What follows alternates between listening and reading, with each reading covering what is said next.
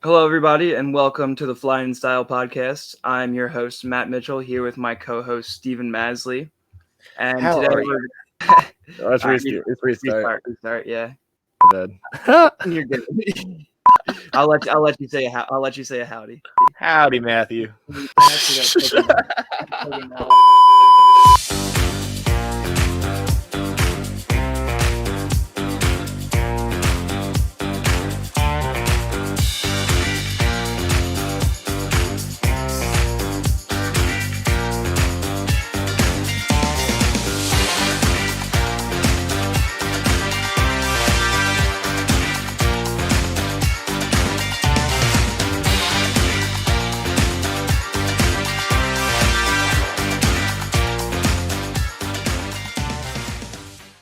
Hello again, and welcome to the Flyin podcast. I'm your host, Matt Mitchell, here with my co-host, Stephen Masley.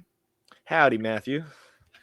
So today we're going to be talking about the finalization of the Eagles' 53-man roster, and we're going to talk about some of the moves that Howie Roseman has made to finalize that final roster. So first, we're going to start off with the big trade that we made for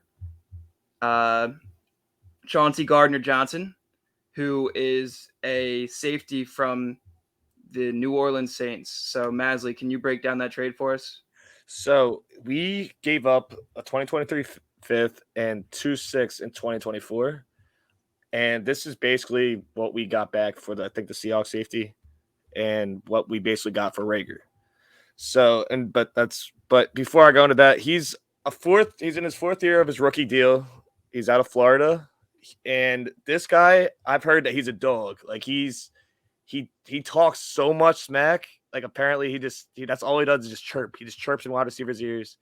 He chirps in players' ears, which is just great for like just brings a very competitive environment to him. And he's Nick Sirianni says he's been like laying out people, and so did my buddy Nate. Who's a Saints fan, and he's been watching. He goes, "You're gonna love him." So I'm excited for him, and we're not really paying much for him, and we gave up Reagor for him basically in a Yeah, roundabout way. Yeah, I don't know too much about the guy. I know that he's very good in coverage. He's a good tackler. He's a very solid safety.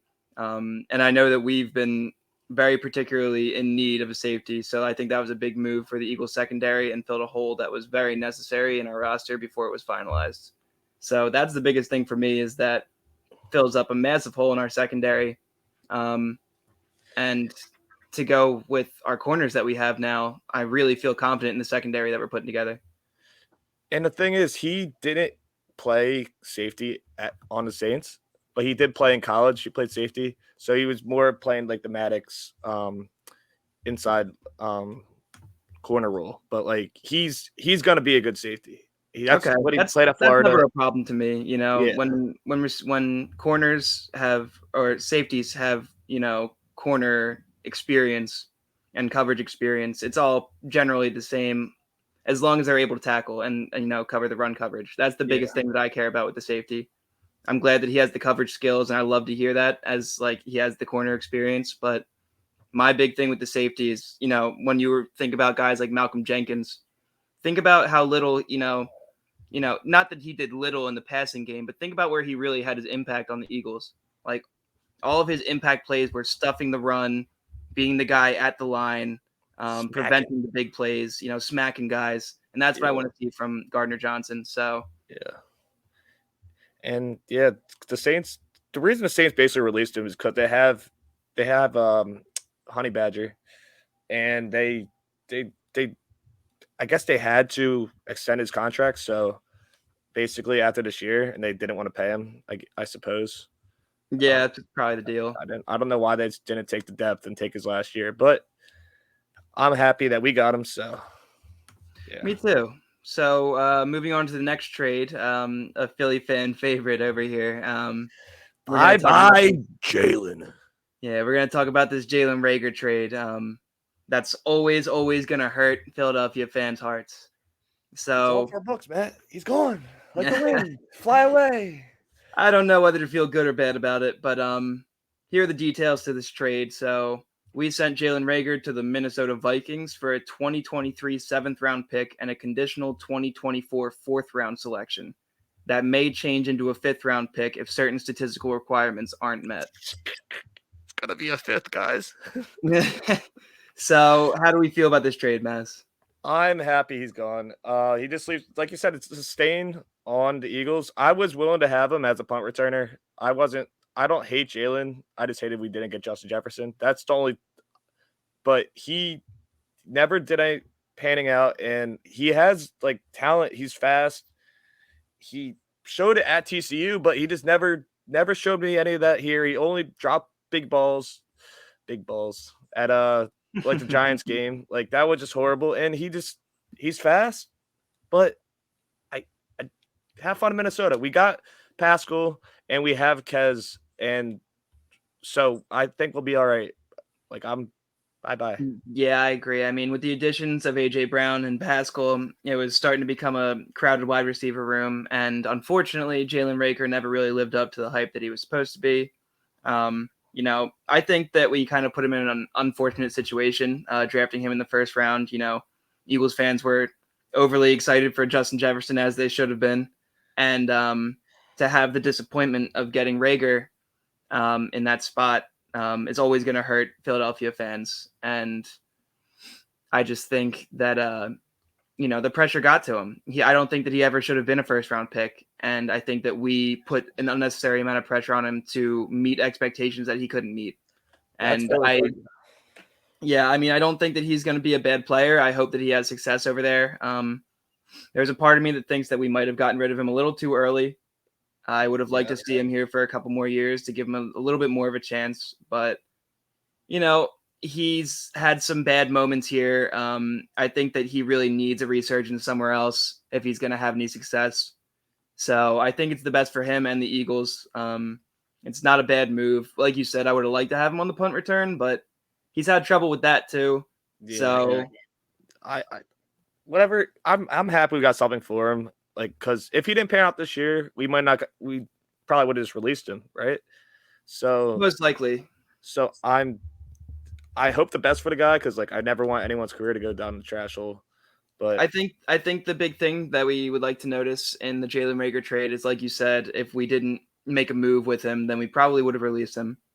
And on top of that, the picks we received back in the trade from the Jalen Reagor trade are the same picks we used to get Chauncey Gardner. Exactly. So Howie really made quite a solid move in making that trade and getting those picks back. It's almost like we got Chauncey Gardner for nothing. So Reagor. That's an awesome. Yeah, well, it's for Reagor. Nothing. Nothing. It is nothing. But I'm really liking the moves that Howie was making with it. I wish that Reagor could have stuck around a little longer, but I'm happy with the way the team's looking regardless. I don't think it's going to hurt the team losing them or anything. Well, let's talk about the guy we did get for nothing. The 49ers cut Trey Sermon, and we picked him up. He's a running back from Ohio State University, and he only had one good game in his college career. This is all my opinion, by the way. This is all sarcastic. What is the second one? Northwestern and what was both the other playoff one? Games. He played well in both playoff games. Did he? Yeah, he played well in his playoff game against Northwestern. He played well in the championship game. If you guys can't tell, I think he's. I don't think he's anything good. He was just overrated, and then he was draft high because he was nationally televised and he actually popped off. But the rest of his college career was mid. I agree that he's not going to be any kind of stellar player. I don't think that he's going to be like the next coming of Adrian Peterson or something. But I do think that this was a really great signing to add to the 53-man roster because he was a 3rd-round pick only a year ago. He obviously had those games in college where he shot himself up the board and people saw flashes of him being a great running back. And on top of that, you got to think schools like Ohio State, Alabama, Clemson, they're not taking nobodies onto their team. They're taking the best of the best out of high school. They're taking the best players in the country. So Sermon is obviously, he hasn't proven himself at the NFL level yet, but he's only been in the league for a year. True. I don't think that like I said, I don't think he's going to be anything overly stellar. We may not even use him that much, but I'm absolutely like, I'm just happy to have him on the team. I think that was a great pickup. I'm not happy to have him. I just never. I thought he was overrated where he was drafted, and I just never really liked the guy. I'm not mad he's on our team because it puts like, what can we lose from that? He can get goal line touches. Help out Miles if Miles were to start fumbling again or whatever, and Gainwell. But so he might be that goal line guy that he might be good. But I don't think he'll be good. But I don't know if I agree with that. I do agree that I think that he was a little overrated coming out of college. I, however, do think that he has the potential to be a very good player, and I'm not sure if we'll use him or not. There's a part of me that thinks we might have just picked him up for the potential. But I think that he's probably not going to have much impact on the team in this year. I don't see him making much of any moves or getting any touches. He'll get a few here and there, but I just like having him on the team and having him as an option. I think that if you look at his Ohio State season, you can look at that as a similar comparison to now, where he wasn't playing a lot, but you put him in for an opportunity and he came through. He pulled through and made the most of his opportunity that he was given. So maybe that's something that can happen with the Eagles. Who knows? I just like to have the extra option on the team. Yeah, I'll take the extra option. And he also had more touchdowns than Miles Sanders did last year. So this is true. This is unfortunately true. A lot of people do. I do think that Miles Sanders is going to bounce back. I think that he's going to have a big year, guys. Don't fret too much. But it is definitely still a little bit scary that he didn't score any touchdowns. But that's something we'll see this year, All right, and then talk about the people who aren't going to be scoring touchdowns in the first week, the guys that we made the cuts from the squad. Do you want to talk about your boy? Yeah, so there's a few guys that I highlighted from the roster cuts that I think could have possibly made an impact on the team, and I highlighted 4 guys, and those 4 guys are Devin Allen, wide receiver, John Hightower, wide receiver, Carson Strong, quarterback, and Davion Taylor, linebacker. So I'm going to start off with Devin Allen. As you guys probably know, Devin Allen was an Olympic hurdler. He's a track star, super fast guy, has breakout speed, but doesn't have a whole lot else. He hasn't played football in years. He tried to come back and, make a resurgence and didn't quite make the cut.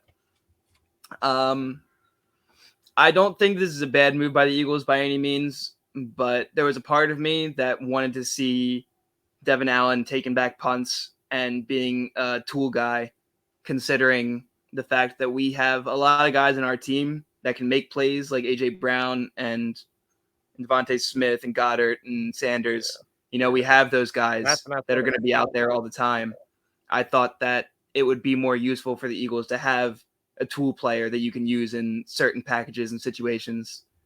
And I just thought that Devin Allen could have been, useful with his speed, but speed isn't everything. And, it doesn't make a whole player. So I'm not disappointed, but, I guess I am a little bit, but that was my big roster cut. I was surprised about Davion Taylor. I didn't realize even looking at the 52-man roster, I don't know who, I never heard of Patrick Johnson. I don't know who that is, but do you know what happened to Davion? I know he's always been undersized, but he's been fast. I don't know why. I haven't heard a whole lot of news about Davion, but I am definitely sure that I'm very disappointed in this because I had high hopes from Davion Taylor when I saw him get drafted by the Eagles, what I saw from him in college. He had great speed, great tackling ability. I thought that he was going to be a great playmaker for the Eagles linebackers, and he really just never panned out. From what I heard over the years that we've had him, he just really just wasn't clicking with the defense. He just wasn't making plays. He just wasn't doing what he needed to do. He just didn't quite pan out. And that's a bummer considering it was a 3rd round pick. It always hurts to see that happen. especially considering he was in the same draft as Jalen Reagor. Yeah. But,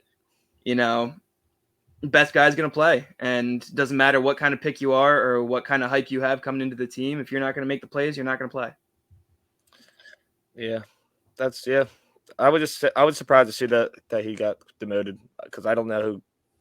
But I was surprised too, but he's not out of the organization yet. We did just sign him back to the practice squad, so he may, make a resurgence under the team at some point.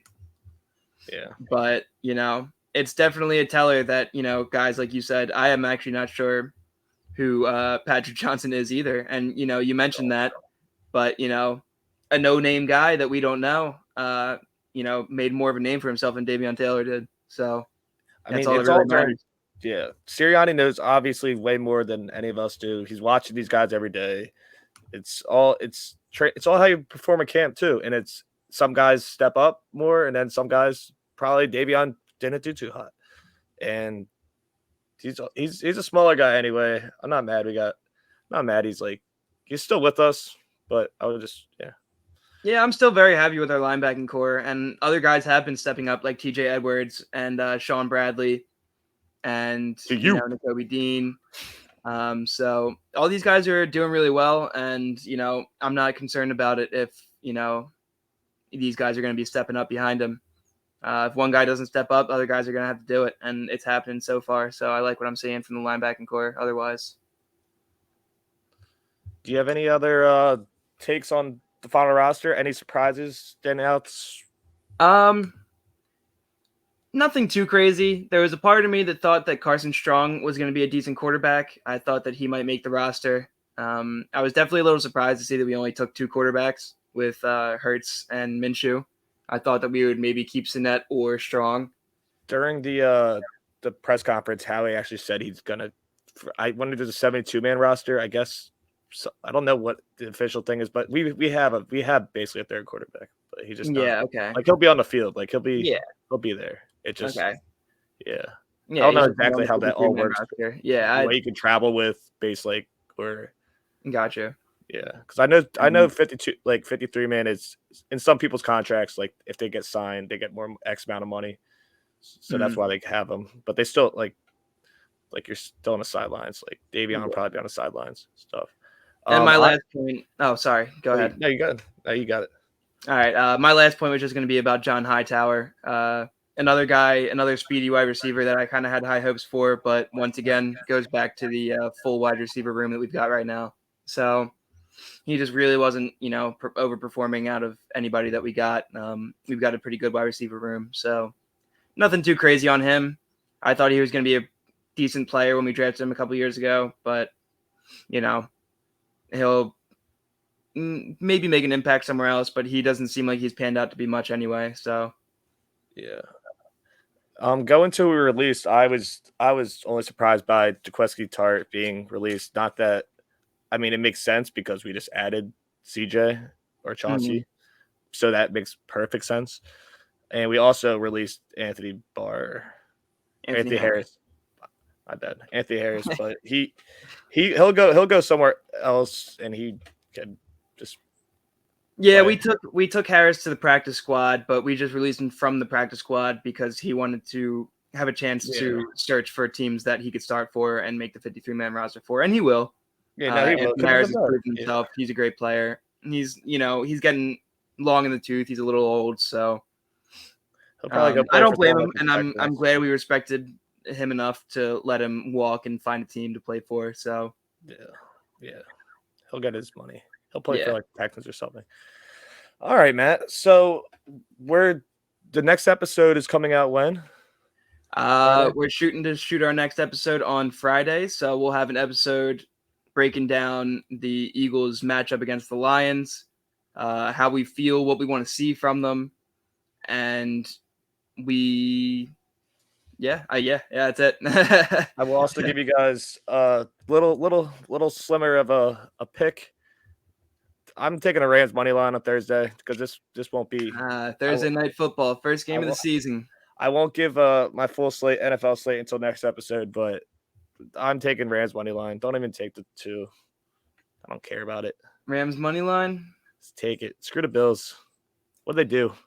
They had one good game in the playoffs. I think I'm gonna take the Bills because I think the Bills are coming off a rough loss in that game. They're a little hungry, they're a little pissed off, and on top of that, the Rams are coming off their high horse. They might come into a little bit of Super Bowl hangover. I think I'm gonna go with the Bills on this one just to open it up. I'm just taking the dog, and I also think that the Rams have the better roster, and I think A-Rob's gonna be great this year as a wide receiver 2 in fantasy. It's hard to deny the Rams roster being any worse than anyone else in the league. They really do have quite the squad. So I can't doubt that the Rams would win this game, but I'm gonna stick with my Bills. Bobby Wagner. I mean, guys, you're gonna learn to fade Matt throughout the season. Usually, I'm the one that's right. So we'll keep a record for like shits and gigs. Don't you worry. We'll be making picks every week, and we're gonna keep a record, and we'll see at the end of the year who's gonna come out on top. Dude, if you have a better record than me, I will shave my head in front of all these nice people at the end of the season. You guys heard this here first. Matt, that's how confident I am in my picks. You guys heard this here first. If I pick more games right than Masley this season, then he is shaving his head for you guys. Hold on to that. I mean, I'm going to get a haircut before then. Probably. Yeah, I don't care. Shaved head's a shaved head. I'm sure you're not shaving it before then. I'm not shaving it. You will be. You absolutely will be. I will be. I'm not scared. I'm not nervous. I'm not shaking. Right. I'm not shaking. All right, guys. Thanks again for tuning in. This has been the Flyin' in Style podcast, and we will see you guys later this week. Adios.